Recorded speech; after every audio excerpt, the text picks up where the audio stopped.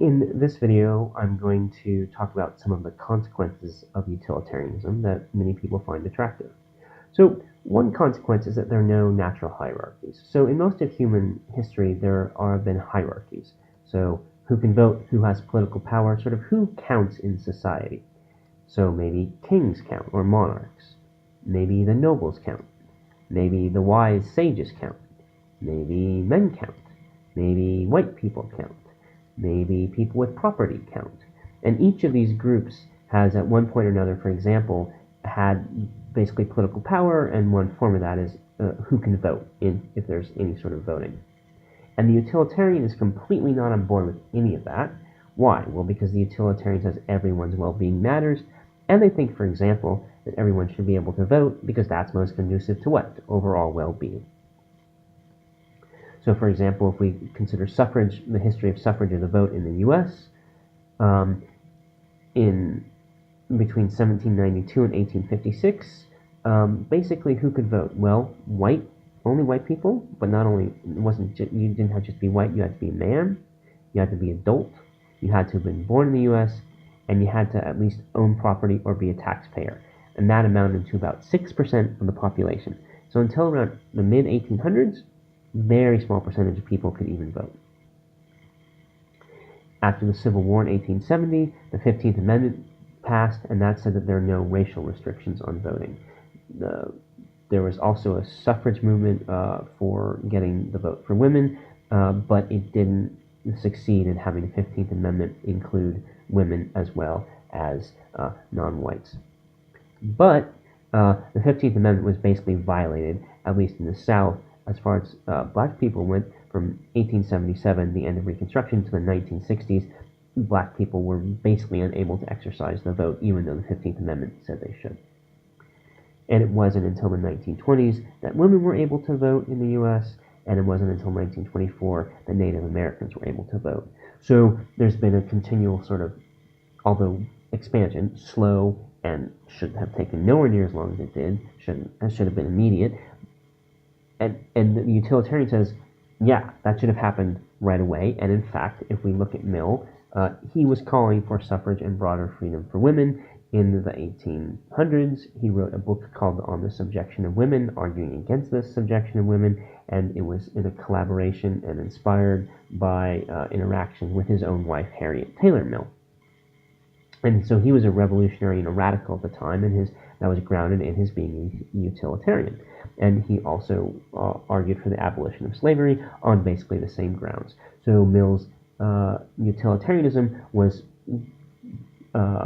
leading him to argue for, I think, positions that we all agree with are pretty morally obvious at this point. And they're morally obvious in light of utilitarianism. That's not the only reason why you think they're morally obvious, but utilitarianism says, yeah, everyone, what matters, well-being, that's what we care about. So all of these, everybody, our society should care about all of these people, and one way in which the society is going to effectively care about all of these people is that they're all able to vote. And so we've already talked about this a little bit, but utilitarianism has a very broad moral community. So it includes all adult humans, of course, but it's also going to include those less capable of self-management. So children are going to count. Insofar, they count morally as well because they can be happy and suffer.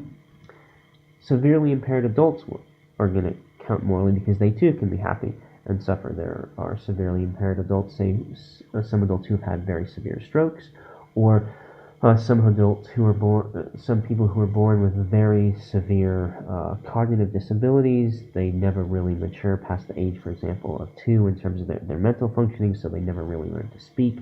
They cannot sort of clean themselves effectively and things like that. These people count morally, but they're not capable of self-management. What makes them important? Why do they count morally? Because they're capable of happiness and suffering. And the same thing is true for non-human animals. So we have a good reason to say, here's why all of these different beings count morally.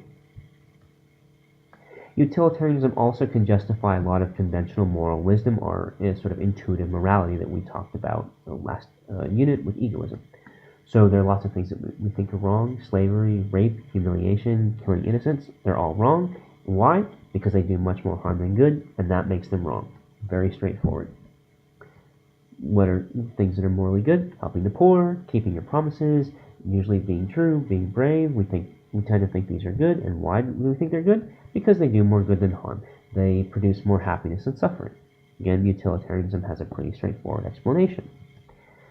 Different virtues and vices, different character aspects of our character and psychology that we think are good and bad. Well, compassion, kindness, and benevolence, those are good. Why? Because they tend to promote happiness. Greed, malice, and ingratitude are bad. Why? Because they tend to promote suffering. So, again, we have all this conventional moral wisdom about things we think are good and bad, right and wrong, virtuous and not virtuous, and utilitarianism can give very straightforward explanations for a lot of it. We'll see maybe it can't give very straightforward explanations for everything, and it might be wrong, but there's a lot that utilitarianism just says, yeah, I can explain why this is so. So, utilitarianism also can be really helpful in terms of providing moral clarity, because it makes it, when we ask a moral question, it's very clear what we're asking about. We're asking about, does the action produce happiness? Does it produce suffering? So one area, we've already talked about that with abolition and suffrage. Another area is around homosexuality. So in Mill's time, homophobia was very widespread, and sort of a typical argument that's a bad argument, but an argument supporting that homophobia would be this. Homosexuality is unnatural. Unnatural things are bad. Homosexuality is bad. This is a bad argument. The utilitarian helps us see in a very straightforward way why it's bad. The utilitarian says, look, you're using this word unnatural. This is a confused moral term. It's not clear what you mean by unnatural or why being unnatural is bad. What matters, what's morally important, happiness and suffering.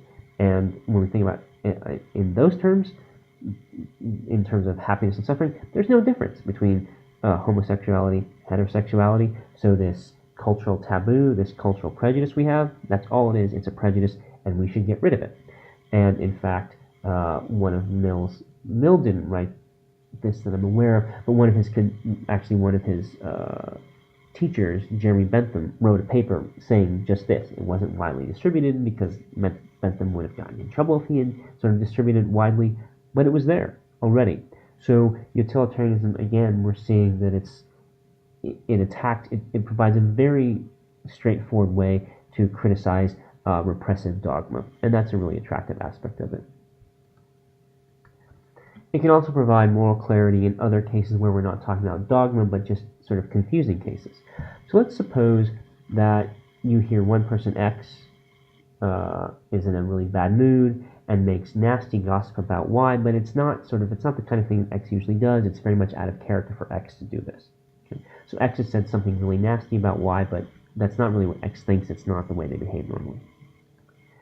Y is a very sensitive person, and Y asks you, what has X, have you heard X say anything about me? Well, you have two options. You could say, oh, no, I haven't heard X say anything about you, but that would be to lie. Or you could be honest and say, oh, yeah, I heard X, say this nasty thing about you. What should you do? On the one hand, well, I should be honest, right? But on the other hand, Y is going to hear this information about what X said, is going to misinterpret it, and is going to get really distressed for really no good reason, right? Y is going to be confused. So what should you do? Well, utilitarianism says do whatever is going to promote well-being, what's going to be best for X and Y. What's best for X and Y? Lie, right? Because it's better. It's better for everybody. It's better for X, better for Y, easier for you. It's better all around, so lie, right? No problem. Another example. What about taxation, right? So we have these debates in our country about what should our tax levels be like, and there are different ways you might do taxes. So you could say, the question is, what is a just level of taxation?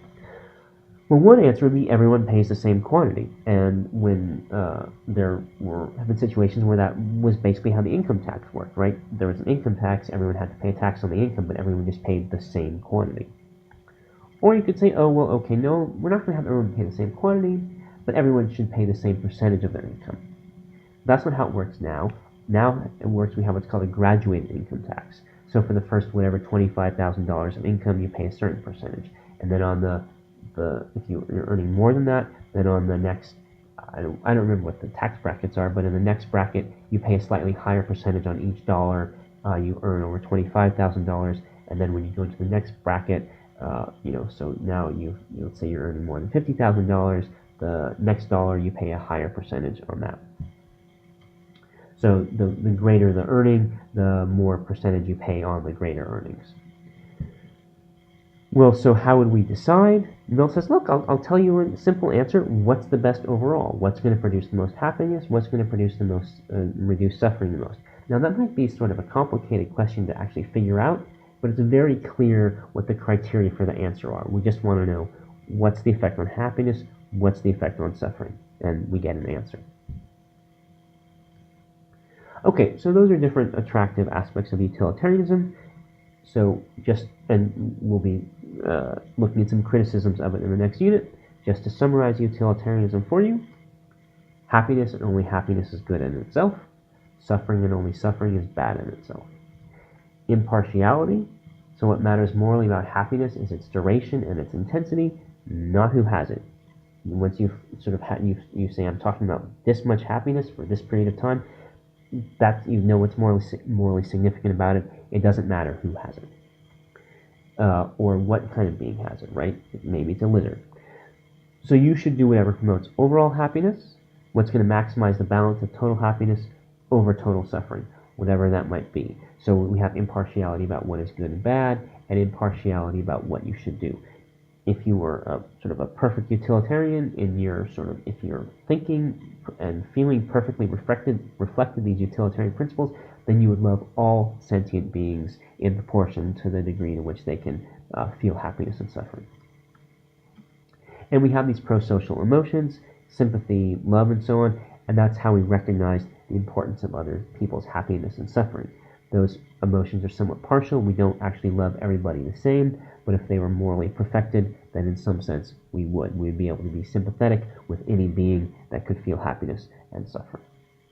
Utilitarianism also accounts for many moral intuitions, as I've been talking about in this video, and also has some other sort of attractive moral consequences in terms of moral clarity and leading in good moral reform.